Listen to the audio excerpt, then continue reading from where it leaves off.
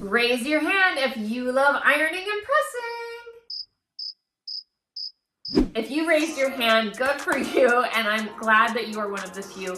I am not necessarily a lover of ironing and pressing. I don't hate it per se, but I do love what an iron can do for my sewing projects. It is imperative to have a nice, clean, finished project at the end that you iron and press along the way. It helps a lot to hide a lot of mistakes that you might notice otherwise if it wasn't pressed.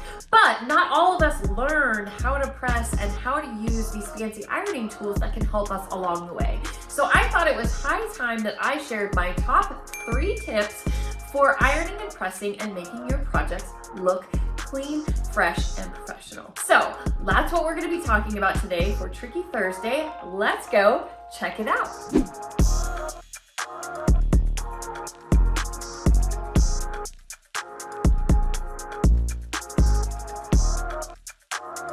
Hello, welcome back to my channel, and if you're new here, welcome here.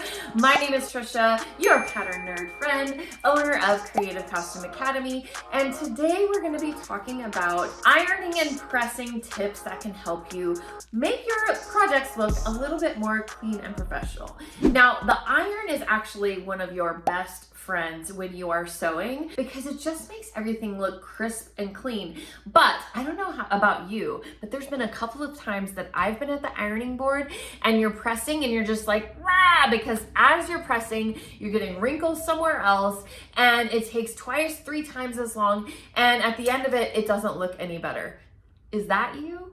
Don't worry, if that's you, I have some tips that will help you along the way. I have some tools that would be great to get a hold of if you don't already own them, or maybe you own them and you're not really sure how to use them. So we're gonna be talking about those couple of things, and even if you don't have them yet, it might be a good thing to keep your eye out as you're going thrift store shopping or yard sales, scavenger hunting, and they're good things to have on hand that will really help with your sewing. I know, it sounds weird that you would have an iron and the sewing go hand in hand, but it really does make a huge difference. So we're gonna go over to the ironing board and I'm gonna show my top 3 tips and my top 3 favorite things that have helped me along my sewing journey that hopefully will help you as well. Now, please excuse my dirty ironing board. This is muslin that I used to cover my ironing board and it probably needs to be replaced here very soon. But the first tip that I wanna share with you when you are ironing, especially if you're working on a final garment, is to use a pressing cloth. So a pressing cloth could be anything, just regular old muslin, because the last thing you want to do is when you're pressing your nice final material, this was I only had a half a yard of this wool when I made this, so it was very precious to me. I didn't want to ruin it. Last thing you would want to do is to melt or get some iron burn or something on your final garment. So by having a pressing cloth, that can prevent that. Sometimes you can test, the fabric with your iron and see how it behaves, but a pressing cloth will always keep you safe. Now, cotton muslin works great as a pressing cloth, but my favorite thing actually is to use a piece of organza. Now, to use a silk organza is like the best, but it can be a little bit pricey and hard to find. So this is just regular polyester organza, but notice how you can see through to your project. So it makes it a lot easier to see where you're pressing and where you might want to be directing your steam. Plus, it's protecting your project. So that is my first tip for you, is to have a pressing cloth. This just lives near my ironing board and it's ready to go whenever I might need it. The second thing that I want to introduce you to is the pressing ham. Yes, like the ham that you eat for Christmas.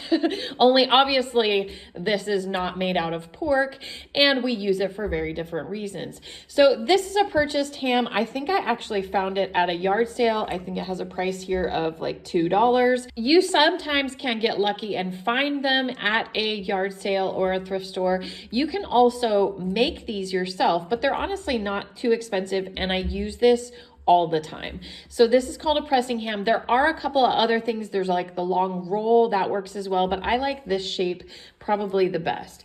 And the way we use this, we can use this in a lot of different ways, but if there is a dart, notice how there are two darts here in this garment. And so it's creating a bulge. I can't quite lay this flat. And if I lay it flat, it puts the bulge somewhere else. So that's where your pressing ham will come in so that you can direct it to where your darts are pointing and give yourself a mound. And then with using my pressing cloth, I can get in there and press those darts so that they keep their curve and they keep doing what they're supposed to be doing.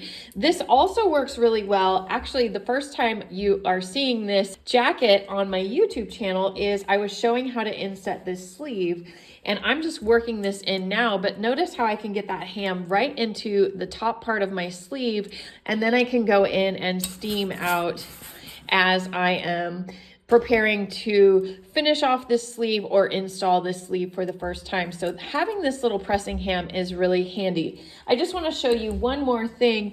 This is my little half scale bodice, as you can see, a lot smaller, and we use this a lot in my teaching. So again, you've got this dart, you can just see that dart a little bit better. And if I were to try to press this by itself, it would be a little bit tricky to get in there and to really flatten out that point, because again, it's creating a cup because we are 3D figures and the fabric is 2D. So if I can work it around and get it to go into the shape of the ham, it makes my pressing so much easier. And the end result of what my dart looks like is I don't have those pointy darts. I have a nice rounded edge. So this is a very handy tool. If you get no other accessories to help with your pressing, definitely look for a pressing ham. The last tool that I want to talk about is a sleeve board. Now this one's relatively new. I believe I got it at WowWack. I am a huge fan of buying things at WowWack, but it has a top board and it has a bottom board. You can really use either one. This works really great for sleeves and pants pressing. So have you ever tried to lay your sleeve down and you're trying to iron it and get it just right, and then you end up getting like a hard crease that you didn't want? Or if you're laying it out this way, you can end up with a hard crease along the top of your sleeve. That is where this board is going to really help you. So the way that this is designed, and the reason it's lifted off of the table, is so that you can put your sleeve right in there and then get to your underarm seam and press it flat.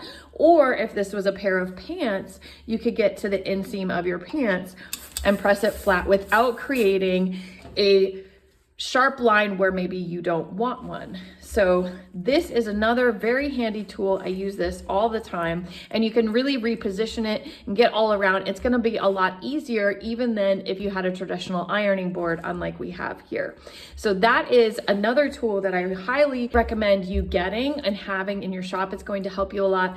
Now, just like the ham, there is a long roll that is more for sleeves and pants. So that could replace or use instead of the sleeve board like this, but I really like to have both in place. So hopefully these tools and these tips will help you on your pressing journey. Now, we could keep going with my pressing tips and tools to use to make your life at the ironing board a little easier, but those are the top 3 things that I use all the time. So hopefully that will help you in your journey and maybe not hate ironing so much and see it as a benefit. Well, that is all we have for you today regarding your Tricky Thursday tip for this week.